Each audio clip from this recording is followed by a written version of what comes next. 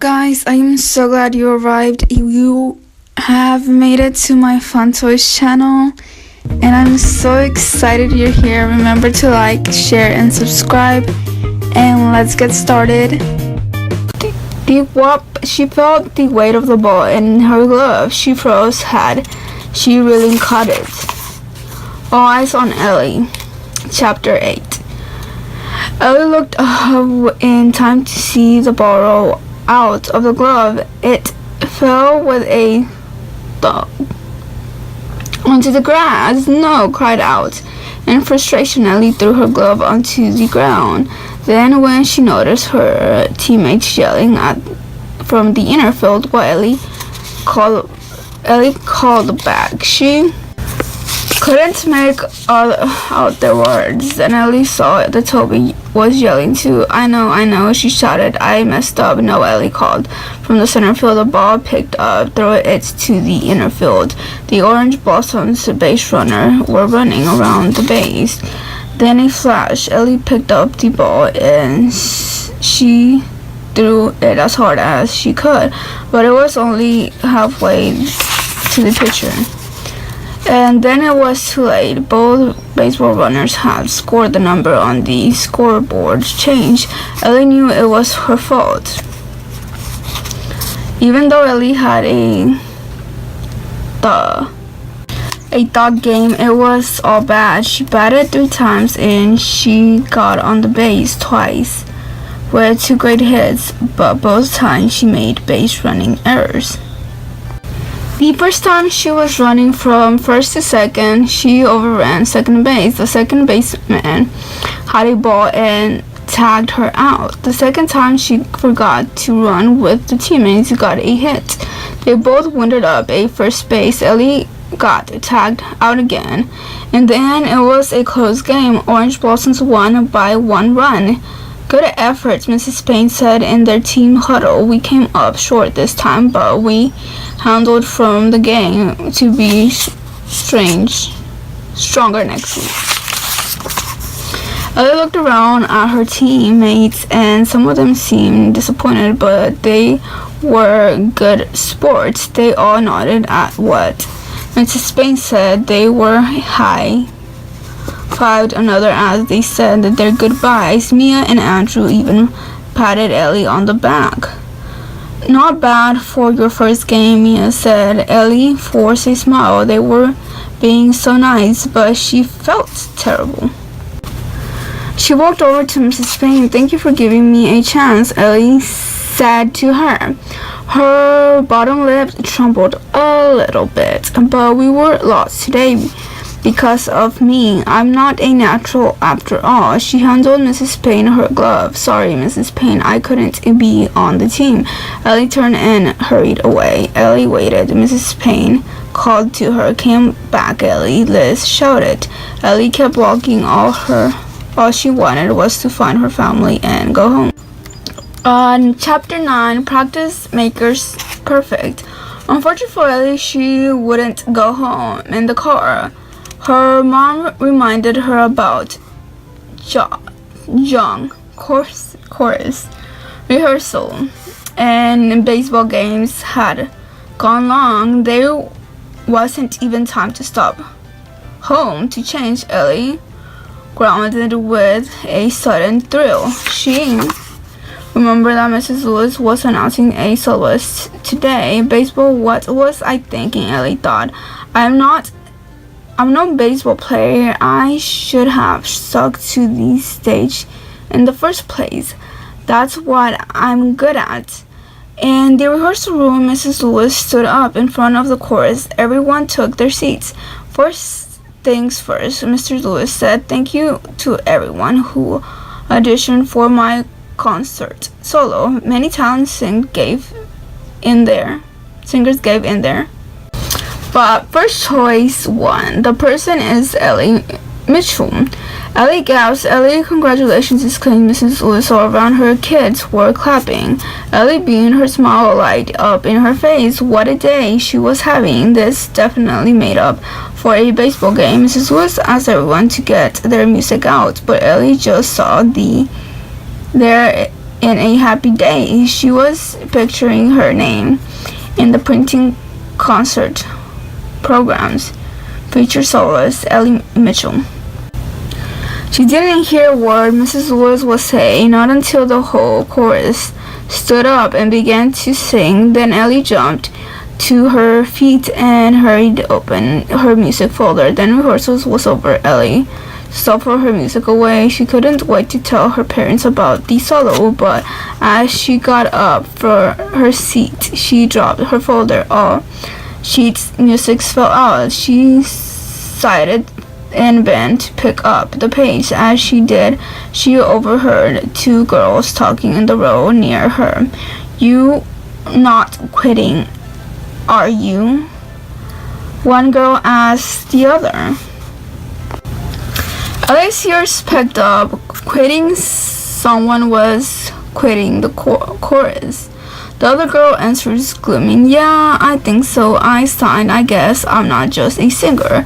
Ellie popped it up and turned around. "Oh, don't quit," Ellie told her. Her name was Katie. She had a beautiful alto voice. Her spot on the concert risers was right behind Ellie, so Ellie knew her voice was well. "You're definitely a singer," Kate smiled. She looked a little embarrassed that Ellie had overheard what she said. Thanks. Katie said, "But it was the 5th solo audience for. I haven't gotten a single one." Ellie nodded sympathetically. She knew she felt frustrated by that too. "Maybe you just need practice at the auditioning." Kate shrugged. "Do you get nervous at auditions?" Ellie asked her. "Oh yeah," Katie replied. "I definitely do." So Ellie gave her some audition tips. She told Katie how a practice a song until she couldn't sing in her sleep. She sang in herself in the mirror and sang it for anyone who would listen. Sometimes she asked Nana Gloria to record her singing it when Ellie listened to see what needed work. But the audition, Ellie said, "Everyone is a little sick of these songs, even me." Katie laughed. "Wow," she said, "you prepared a lot. No wonder you got the solo." Katie smiled. "I'll try these things next time." Ellie clapped. "So you're not quitting?" she asked. Katie shook her head. "Good," said Ellie. "A little practice can go a long way." As she said these words, Ellie realized she should take her own advice. Baseball, she had to give it another try. Chapter 10, Baby Steps. After school on Monday, Ellie, Liz, Amy, Ed, Morrison walked out of the Santa Vista Elementary together. So you were coming to baseball practice later?" Liz asked Ellie hopefully. Ellie nodded. "Yes," she said. "You think Mr. Payne will take me back?" Liz smiled. "Of course she'd taken you back," she said. "She didn't want to quit in the first place." "Hey," said Morrison, "do you think the team needed a manager?" she asked. "I might come today." And Mrs. Payne asked. "Yes," Ellie cried excitedly. "Morrison, Morrison, you would be the best manager." She turned to Amy. "Now you have to join too. Then we'll all be on the team together." Amy hesitated. "I don't know," she replied, "but I was thinking that it might be fun to report on the game for the school paper." "Perfect," said Liz. "There's just one thing," Amy went on. "I need to learn the rules a little better." Ellie laughed. "So I will," she said. "It's okay, we can learn them together." Just then Liz gasped. She pointed towards the ball field. "Look," she cried. Ellie looked where Liz was pointing. "Oh my," she cried out in delight. Across the field on the grass out on the edge of the woods, she too says there were two deers, one big and one very small. The larger deer nodded and baby with her nose. The baby took one whooping forward step and then another, then a few more. "Aw, Amy cooed. It's still a little unsteady on its feet." "Yep," said Ellie, "but it'll be off and running in no time." She looked at her friend and smiled. "All it needs is a little practice, and I know all about practice. You have made it to the end. Thank you so much for watching. I will be reading more books. You can make suggestions. Thank you so much. You can subscribe, share, and follow me on Instagram. Also, my fun toys for beautiful artwork and miniature blogs, and you can look forward to what's coming there. And thank you so much, guys and girls. Till next time.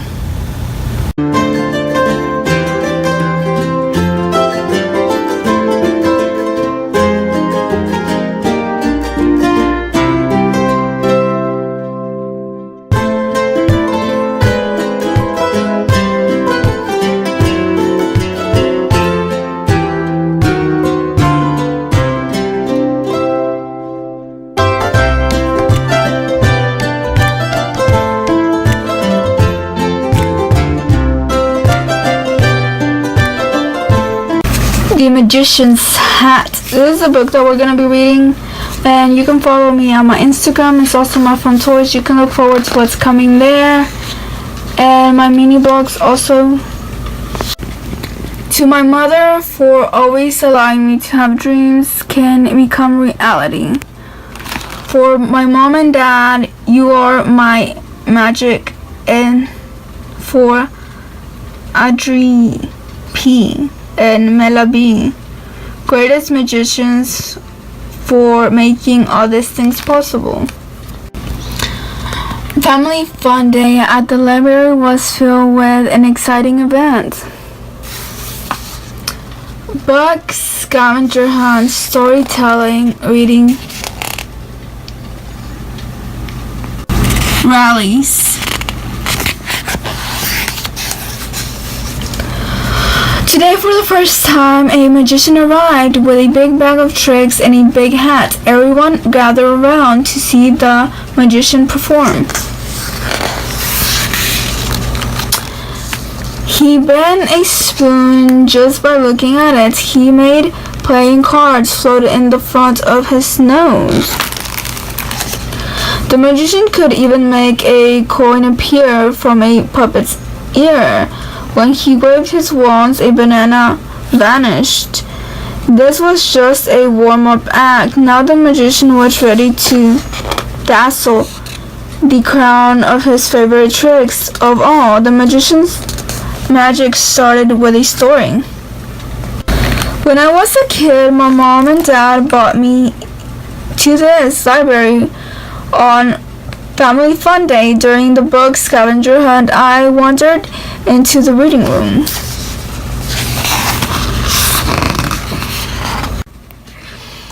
There were hundreds of books, books about dogs, books about planes, books about sun, flower, rain, cities, circle, dancers. Of all the hundreds of books, one special book jumped out at me. It was a book about magic.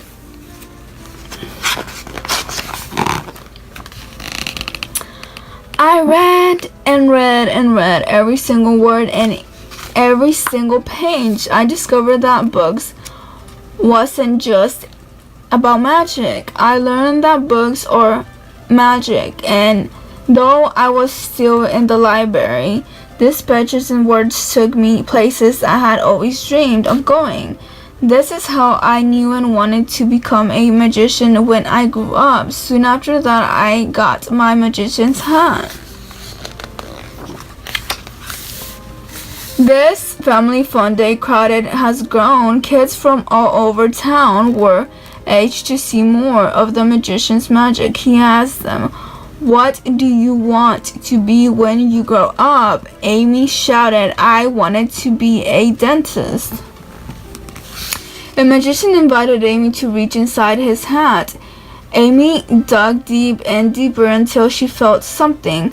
"It is a book," Amy shouted. A magician asked, "What is your books about?" "My book's about teeth, cleaning teeth, and fixing teeth and x-rays." Right away, like magic, Amy saw herself holding dental tools and toothbrushes and rinsing cups, but in the library were Everything could see Amy was hugging her book and smiling. Matt had even watched closely after seeing Amy's magic. He wondered what else is in that hat. He called out, "I want to be a famous football player." And so the magician offered Matt his hat. "Let's see, what a magic can you find inside?" Matt reached in. Way down there was something that could fit into his one hand. Matt plugged both hands in the hat and pulled. "It's a book about football. It even has my name on it.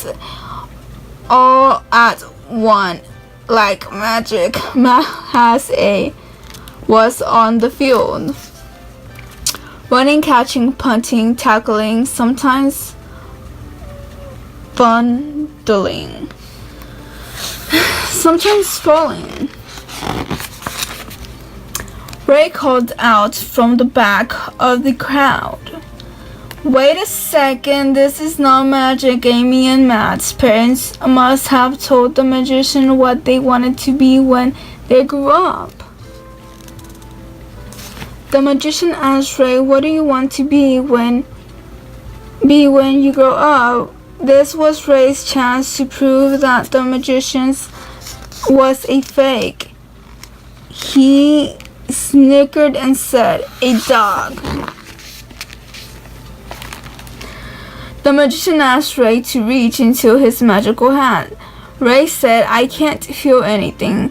Sometimes you must really reach and stretch for what you want to be. That part of the magic. Ray reached deeper and deeper until his finger grabbed onto something. He clutched a beautiful book that had something to do with a dog. Its pages were filled with letters and paintings and photos and full-outs. Stars, planets, rocket ships. Its pages were filled with letters and paintings and photos and fold-outs. Stars, planets, rocket ships. Ray had always dreamed of becoming an astronaut and exploring the wide open sky, hurtling into outer space and zooming to a far-off galaxy. "Well," whispered Ray, "did you do that?" "I am not doing anything." The magician said. "You are." "I am," asked Ray, "but there's gotta be a secret trick to these books. The desire that you are with you brings out the magic in these books. Follow your dreams and they will take you wherever you want to go." The magician turned his hat so everyone could see inside. "What are your dreams?" The question made all kinds of magic appear. You have made it to the end. Thank you guys for watching. Till next time, I'll be seeing you soon, and stay tuned for what's coming.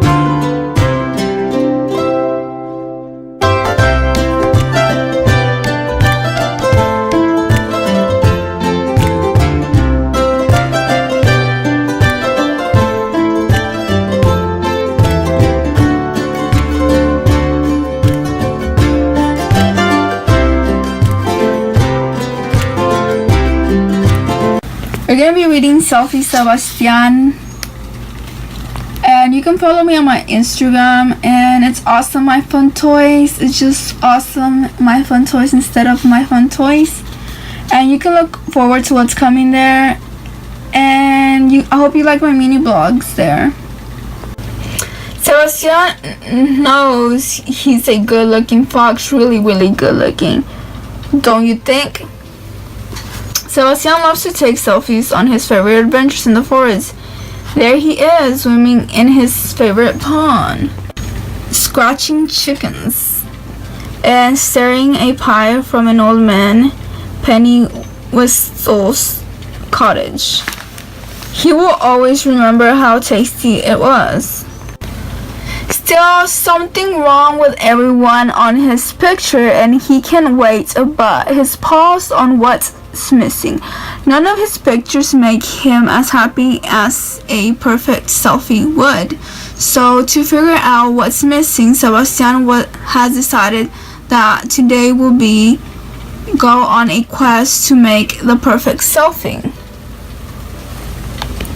First, he'll need the right outfit, like his grandpa's hat, plus his father's best tie, and his mother's favorite sunglasses. Now he's ready for the camera, but something still doesn't feel right. As Sebastian gazes around at the wall of his den, he has an idea. Because none of his selfies in the forest have been perfect, he decided he'll need to go somewhere different. Sebastian packs his bags and calls goodbye to his friends and sets off his biggest adventure yet.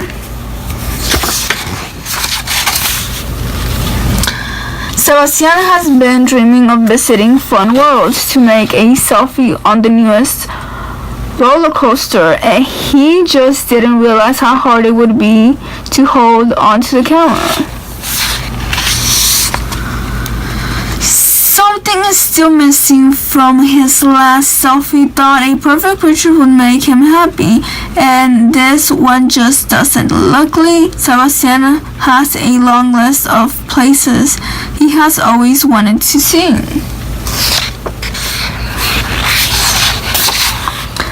He dashes to Hollywood, where his movie director's uncle gives him a free ticket to a big award show. The red carpet is full of people taking selfies just like Sebastian's, but even the pictures is not perfect. It doesn't make him smile at all. Sebastian decided that he needed to think bigger, grander of it. But this selfie doesn't make him happy either. Maybe he needs to think higher. Sebastian has forgotten how scared he is of heights, but he will do anything for the perfect selfie. Yet the picture still doesn't make him happy. He decided to travel even higher, to a place where no frog has dared to go before. Sebastian always thought the moon was made of cheese, but it's not. It's not so great for taking selfies either. It seems no matter where he goes, or what amazing things he does, or how much fun everyone else is having around him, Sebastian's selfies are never perfect. None of them make him happy. He has the right outfit. He been to most amazing places and done the most exciting things, and still something is missing from all his pictures. In fact, he thinks that selfies he took at home were better somehow, so he packs his bags and heads back to the forest. Home at last, Sebastian raises his camera for one last selfie. He tries his best to put on a happy face, and he snaps a picture. Sebastian swirls around to see his best friend Fred laughing and smiling. Sebastian doesn't think there's anything funny about Fred wrecking his selfie.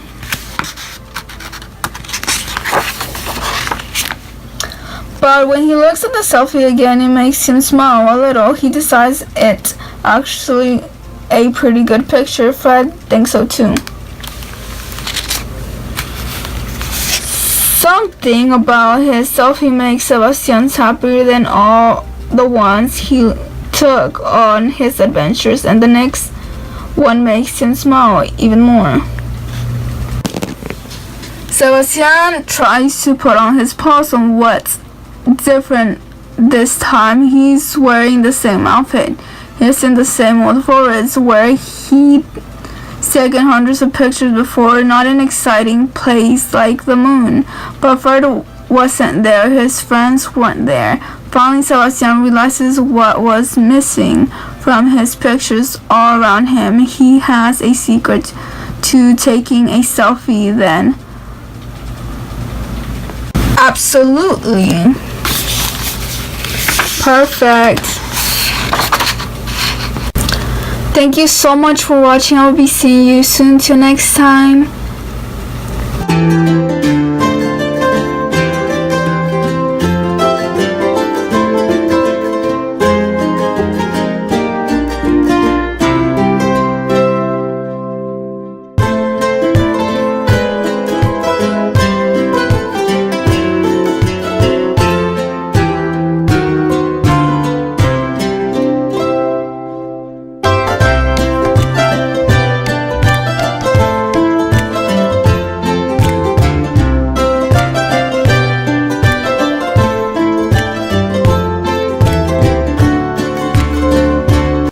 A campfire tale. Welcome to Camp Wildwoods. This year's all campers should bring water bottles, bug spray, sunscreen, flashlights, bathing suits, fireproof blankets. Today is Dragon's first day at summer camp. I was new here last year and remember how nervous I was when Mom dropped me off, so I volunteered to be his buddy. Having Dragon with me every day this summer will be so cool because I can show him around. I see he's excited too. I'll take him to all my favorite camp activities, like swimming, sailing, and tug of war.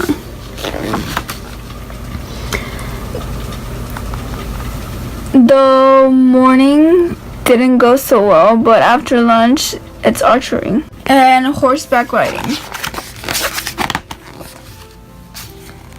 This year, the counselors have asked us to put a puppet show for the young campers.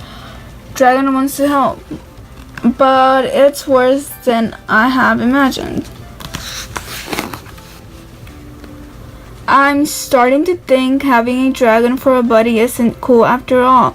Nobody wants him around, and since I'm Dragon's buddy, no one wants me around either. Maybe tonight will be better. After all, Dragon's still new here. Plus, tonight's the first Camp Woodfire Moonlight sleepover of the summer. Maybe Dragon would want to come. But he showed up at 5 sharp.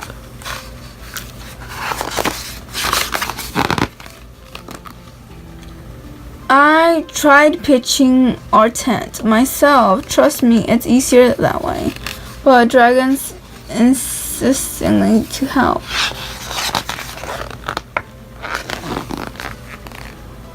After dinner, we met in the woods to tell scary stories. Dragon's tagged along, even though he's been afraid of ghosts ever since his older brother saw one in their castle tower.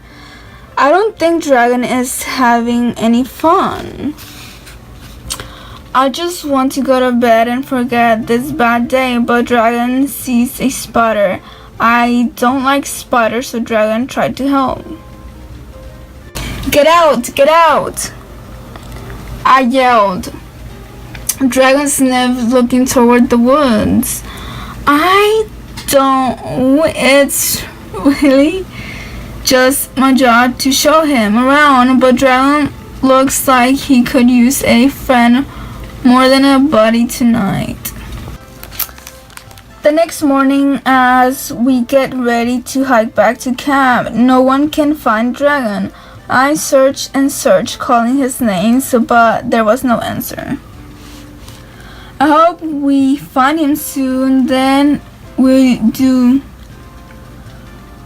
I'm going to be the best buddy he could ever imagine. So we lost deep in the woods too. There's still no sight of Dragon, but something is growling in the shadows, and it sounds mad. Whenever Dragon is, I hope he's far away from the danger. I want to tell him I'm sorry for not being a better friend, and I really don't want to find out what's growling at us. Now, something big and scaly is scratching through the trees. It's Dragon. The growling stopped. The angry creature is gone. He saved us. The other camper cheers. You were amazing. You scared that thing away. All by yourself. Dragon grins and then crouches down so everyone can sit on his back between his wings. What else are you good at besides scaring off bad things? I asked Dragon as we climbed aboard. Oh my. It turns out dragons are really good at flying and cave exploring and marshmallow roasting. Best of all, dragons have good buddies, but even better friends. Welcome to Camp Wildwoods, where everyone has a roaring good time. You have made it to the end. Thank you so much for watching. I'll be seeing you till next time. So, toodles. Welcome to Camp Wildwood, where everyone has a roaring good time. You have made it to the end. Thank you guys for watching. Till next time.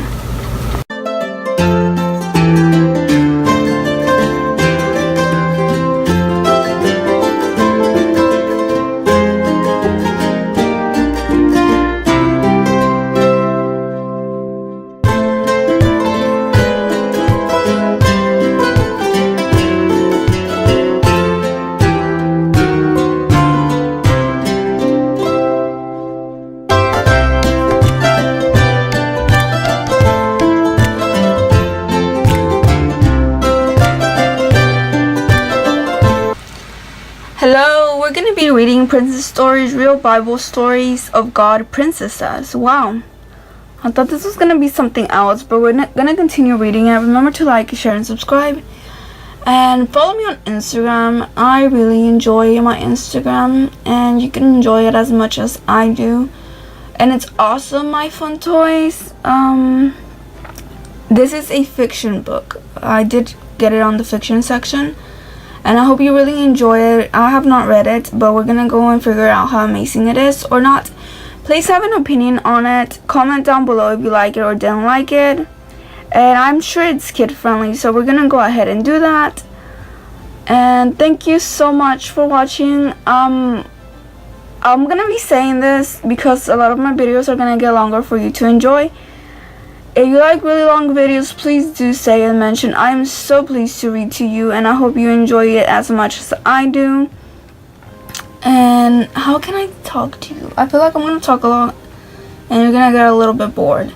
We're going to be doing what I say it's going to be more than 30-minute videos. One video is going to follow after another if they're very short. I hope you enjoy them. And I'm going to be doing that. I'm going to change it up a little bit. If you like shorter videos, please do say so. They are also amazing. So we're going to go ahead and get started and start reading now. We're going to go over the content so you can get a look on what's coming. I'm going to try to put a schedule. I did mention it on it before, and not everything comes out the way I want it to all the time. I'm sure that you can complain as much as I do sometimes about the background noise and things like that. as you can see, we're going to look at the content. If it does get boring, you can just skip it. And it says Introduction. Ivy. The First Princess 1. Sarah. The Surprise Princess 5. And if you can pronounce them better than me, you can go ahead and tell me that I'm not pronouncing them right. But some of them are not like really easy to read. Karar. The Remembered Princess 9. Rebecca. The Helpful Princess 13. Moses' Mom, the Protective Princess 17. The Daughter of Z, the Teamwork Princess 21. Rehab, the Brave Princess 25. Deborah, the Wise Princess 29. Naomi, the Role Model Princess 33. Ruth, the Loyal Princess 37. Hannah, the Praying Princess 41. Abigail, the Peaceful Princess 45. The Window of Zarephath, the Trusting Princess 49. The Shunammite Woman, the Sharing Princess 53. No Man's Servant, the Faithful Princess 57. So apparently it has 57.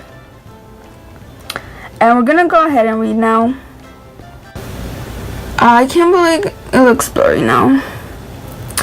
Content. I'm so sorry.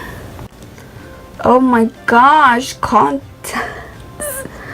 Okay, it has 117. Huda, the Teachings Princess 61. Esther, the Daring Princess 65. Elizabeth, the Honored Princess 69. Mary, Jesus' Mom, the Obedient Princess 73. Anna, the Patient Princess 77. The Woman of the Well, the Forgiven Princess 81. Juris' Daughters, the Blessed Princess 85. Mary, Martha's Sister, the Listening Princess 89. The Window in the Temple, the Giving Princess 83. Mary's Magdalene, the Changed Princess 87. Tabitha, the Kind Princess 101.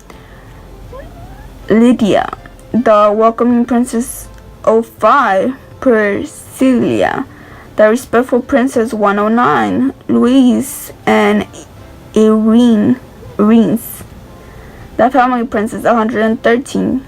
You, the Special Princess 117. How nice. You. Wow. Okay, we're gonna continue reading. Introductions. Have you ever wished you were a princess? Do you want to comment down below if you wish you were a princess? Do you like to pretend that you are?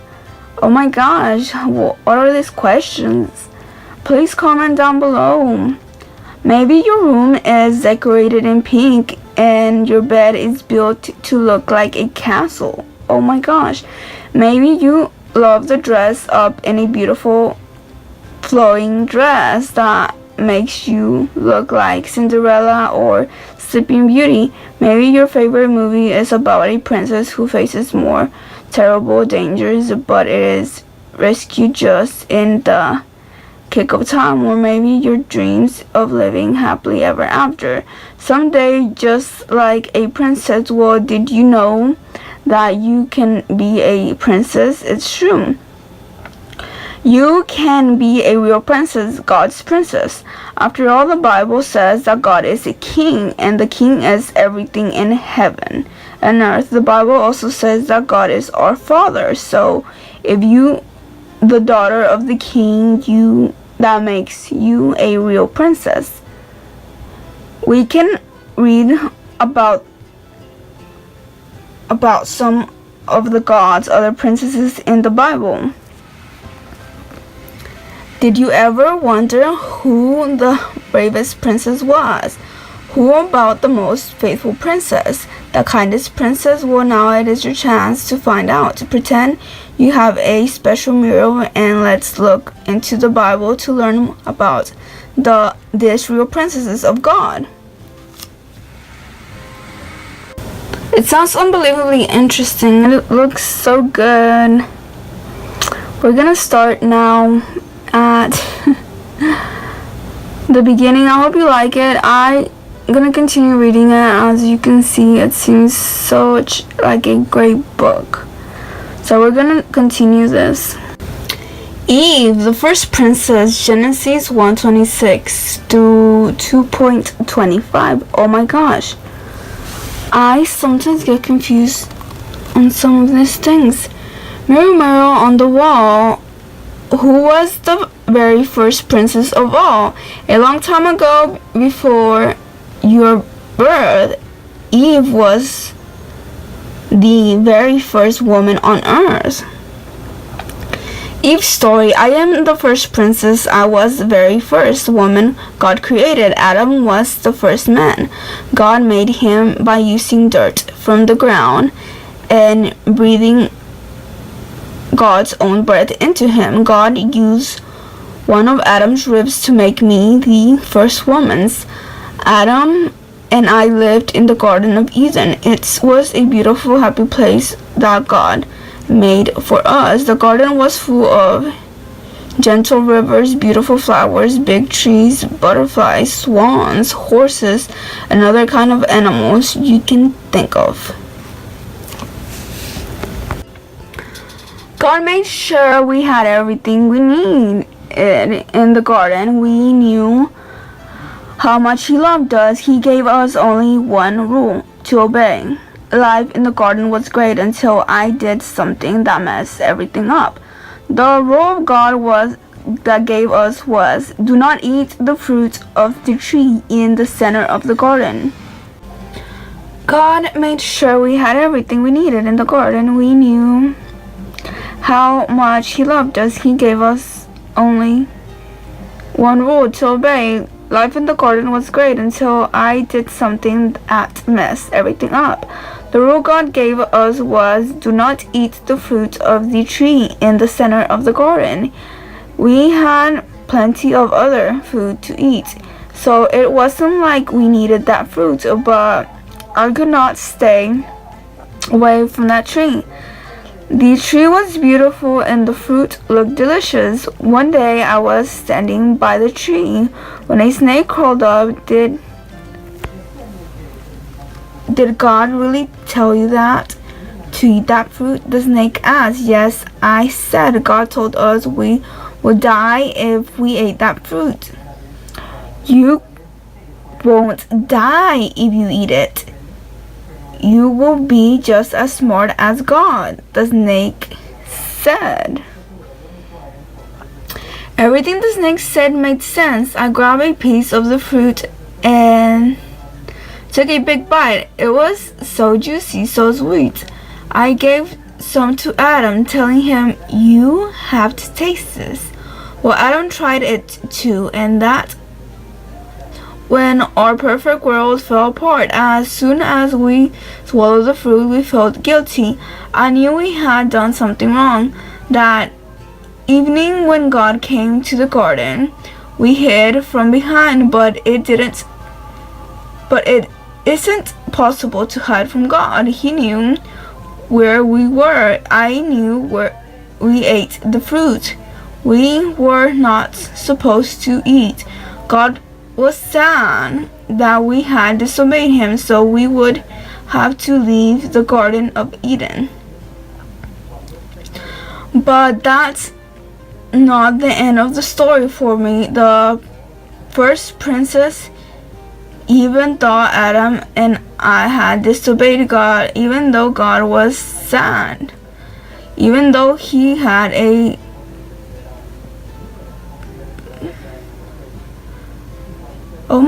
even though He had to punish us, He still loved us. He would always be the king. and I always would always, oh my gosh, and I would always be his daughter. The Bible verse, if we confess our sins to him, he is faithful and just to forgive us our sins and to cleanse us from all wickedness. 1 John 1:9.